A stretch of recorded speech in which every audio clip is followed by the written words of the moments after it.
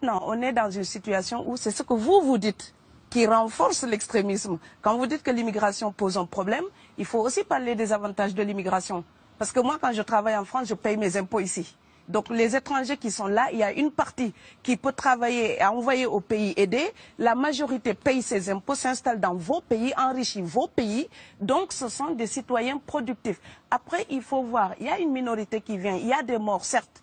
Mais je voulais souligner une chose. Le discours que vous avez, il est encore légitime tant que l'Afrique restera muette. Et moi, aujourd'hui, je voulais m'indigner pour le silence de l'Union africaine. Les gens là qui meurent sur les plages, et je mesure mes mots, si c'était des Blancs, la terre entière serait en train de trembler. Ce sont des Noirs et des Arabes. Alors eux, quand ils meurent, ça coûte moins cher. Ici, j'étais venu en 2008 et j'avais dit, l'Union européenne, avec ses flottes de guerre, avec son économie, je vous dis une chose, si on voulait attaquer nos pays ici en Occident, il y aurait des moyens de se défendre. Donc si on voulait sauver les gens dans l'Atlantique, dans la Méditerranée, on le ferait. Parce que les moyens qu'on a mis pour Frontex, on aurait pu les utiliser pour sauver les gens. Mais on attend qu'ils meurent d'abord. C'est à croire que le laisser mourir est même un outil dissuasif. Et je vais vous dire une chose, ça ne dissuade personne. Parce que quelqu'un qui part et qui envisage l'éventualité d'un échec, celui-là peut trouver le péril absurde et donc l'éviter. Mais celui qui part pour la survie, qui considère que la vie qu'il a à perdre ne vaut rien, eh bien celui-là, sa force est inouïe, parce qu'il n'a pas peur de la mort. C'est exactement pourquoi il faut fermer des frontières complètement. Il faut sauver l'Afrique et sauver l'Europe. Vous ne pourrez pas rester comme vous ne resterez pas comme des poissons rouges dans la forteresse européenne. La crise actuelle nous a démontré ça. Au jour d'aujourd'hui, l'Europe ne sera plus jamais épargnée tant qu'il y aura des conflits ailleurs dans le monde. L'Europe ne sera plus jamais opulente tant qu'il y aura des carences ailleurs dans le monde. On est dans une société de la mondialisation où un Indien gagne sa vie à Dakar, un Dakarois gagne sa vie à New York, un Gabonais gagne sa vie à Paris. Que ça vous plaise ou non, c'est irréversible. Alors trouvons une solution collective ou bien déménager d'Europe parce que j'ai l'intention de rester.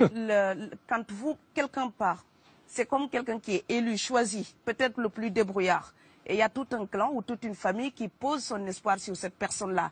Monsieur, là, je vous vois bien habillé, bien nourri. Si vous étiez affamé chez vous, peut-être que votre famille serait ravie d'imaginer que vous pourriez aller gagner de quoi faire vivre les autres.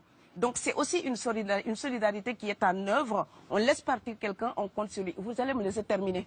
Et Schengen, entre guillemets Schengen, ça me permet d'être invité aux Pays-Bas, monsieur, donner des conférences dans vos universités. Quand ils trouvent que mon cerveau est convenable, là, ils l'utilisent. Par contre, ils sont embêtés à l'idée d'avoir mon frère, qui n'est pas aussi diplômé que moi et qui pourrait avoir peut-être envie de travailler dans le bâtiment. Donc, vos pays deviennent schizophrènes. On ne peut pas trier les gens comme ça avec les étrangers utiles et les étrangers néfastes. Et la deuxième chose que je veux dire aussi, c'est que les Européens, là, on voit des Africains qui viennent, d'accord? Ce mouvement, ce déplacement de population, on le voit. Mais on ne voit pas le mouvement des Européens allant vers les autres pays. Alors celui-là, c'est le mouvement des puissants.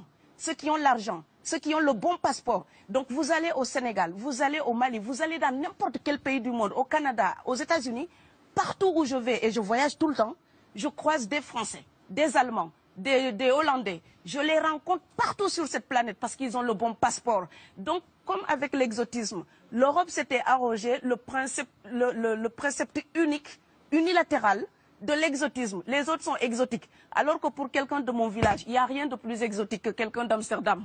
Maintenant, pour l'étranger aussi, pour les voyages des temps modernes avec la mondialisation, quand les pauvres viennent vers vous, il y a des mouvements de foule qu'il faut bloquer.